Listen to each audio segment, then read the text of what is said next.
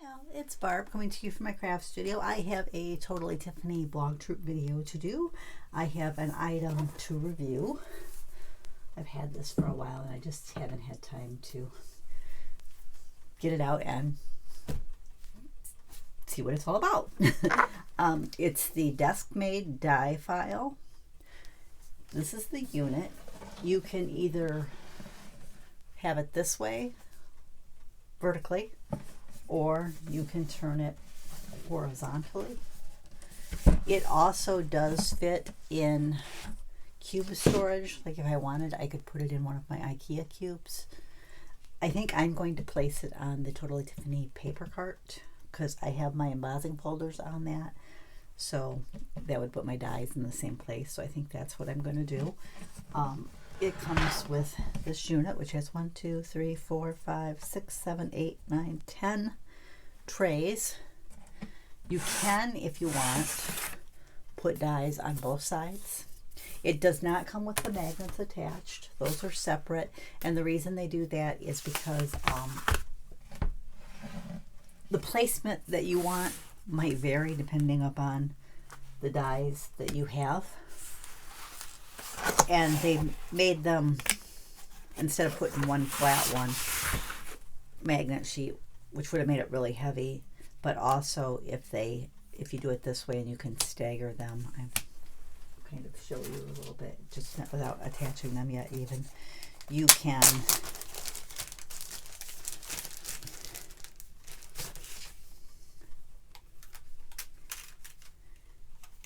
if you put your dies on there,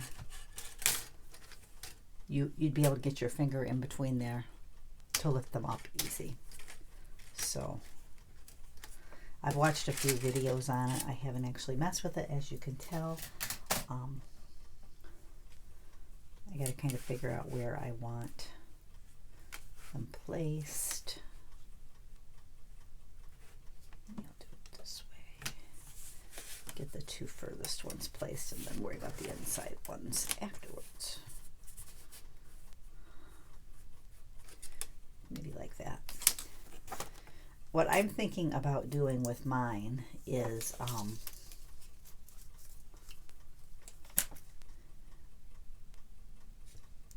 having a different tab, label the tab with the shapes, because I'm mainly going to use this for my shape dies. I have my theme dies in my scrap rack.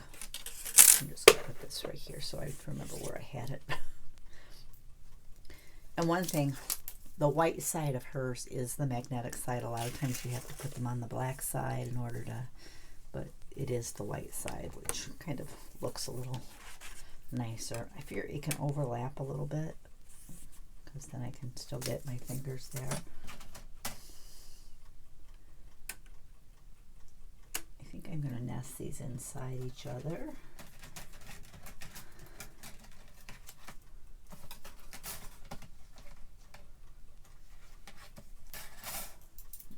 So that it's easier, so they take up less space. Because I know I want to get like I don't have a lot of dies yet, but I have these just kind of plain squares. I want to get some that are like stitched, whatever, you know, just different styles. Okay, I'm definitely going to need another one in there. I just wanted to see where the smallest one would hit, which is why I'm doing it this way, because I wanted to see where that smallest one would hit, because that's kind of where I want to place my other. So kind of about midway between. And I'm sure there's an easier way to do that, but you know.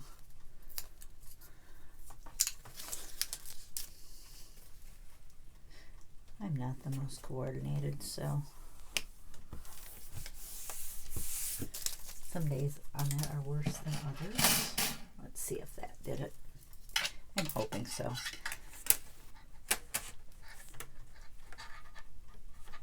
Now, if you wanted to put the magnets on the front and back, you would probably need to order an extra box of the magnetic strips. which eventually I may do, but I don't think I have enough yet dies right now to worry about it.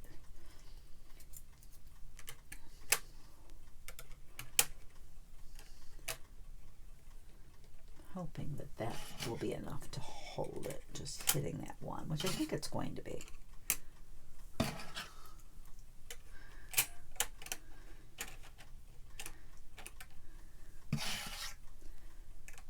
And obviously I'll place more on there for more dies, but yeah. So if you wanted, you could put them on front and back and it would hold a lot of dies. But what I'll try to do is, I think I'm going to like this system. I don't have a lot of dies, and the ones I have, I didn't have a home for them. So I didn't use them as much. So now I got to catalog these into my system. But I do think I'm just going to make like a little label for here. And my P-Touch Embellish has shapes. So I think I'll just like print a square out on a label and put it on the label front and back. And I'll know that that's where my squares are. And I think each tab will be a different shape.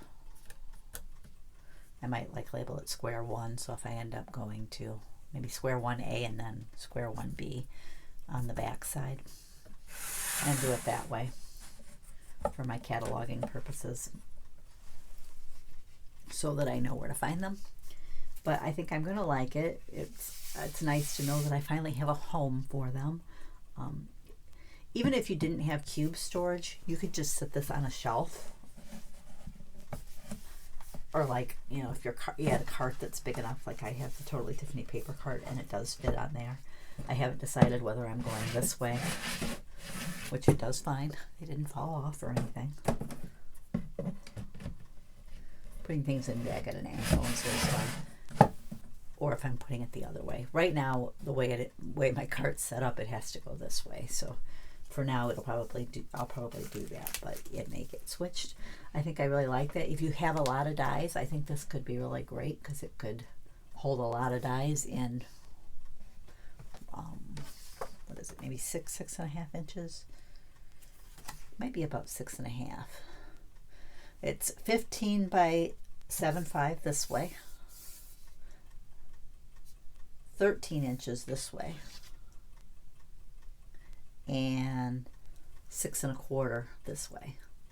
So it fits in most cube storage, either from, you know, Michael's, when Hobby Lobby carried it, the IKEA Calyx. The Better Homes and Gardens cubes are about the same size. Target Threshold, and I've bought some at Kohl's that are about the same size too. So I think I'm really going to like that. If you're looking for a die storage solution, this might be a great way for you to store your dies. I will link to Tiffany's site. A lot of times HSN has this on craft days for a pretty good price. So, you know, if your budget's a little tight, they have flex pay. I know my budget's always a little tight. I think everybody's is.